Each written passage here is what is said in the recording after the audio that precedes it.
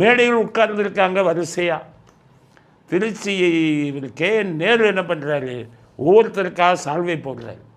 ஆனால் உதயநிதி வந்தோடனே சால்வையே போடலை, அவருக்கு பக்கத்தில் இருக்கிறவங்களுக்கெல்லாம் போடுறாரு. உதயநிதிக்கு மட்டும் சால்வை போடாமல் KN நேரு அவமதித்திருக்கிறார் மாநாட்டில். இந்த வீடியோ பாரு.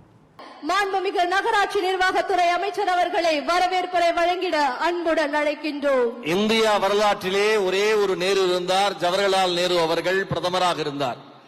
நம்முடைய இயக்க வரலாற்றிலே, திராவிடர் கழக மாடல் அரசினுடைய வரலாற்றிலே திருச்சியிலே ஆக உண்மையிலேயே ஸ்டாலின் வந்து பையனை அவமதிக்கிறார். இது முன்னே எங்களுக்கெல்லாம் என்ன ப்ரெஷர் கொடுக்குறீங்க?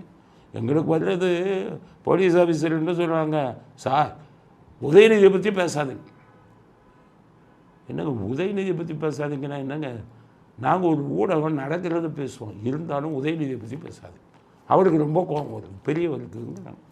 இப்போ அவருக்கு சால்வை போடாமல் விட்டுட்டு அடுத்த ஆளுக்கு போடுறாங்க. ஸ்டாலின் கோபம் வந்துருக்கணுமே KN நேரு மேலே.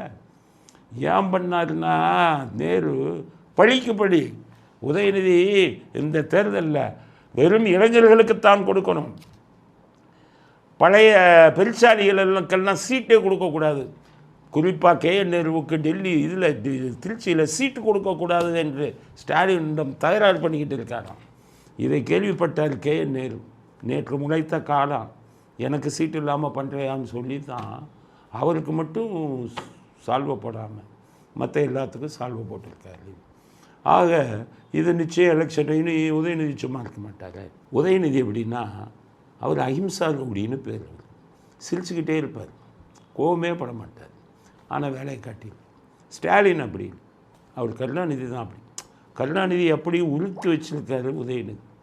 அதனால் சிரிச்சுட்டு போகிறாருன்னு நினைக்காதீங்க. KN நேருவுக்கு சரியான வேட்டு இந்த தேர்தலில் இவர் வந்து உதயநிதி கொடுப்பார்.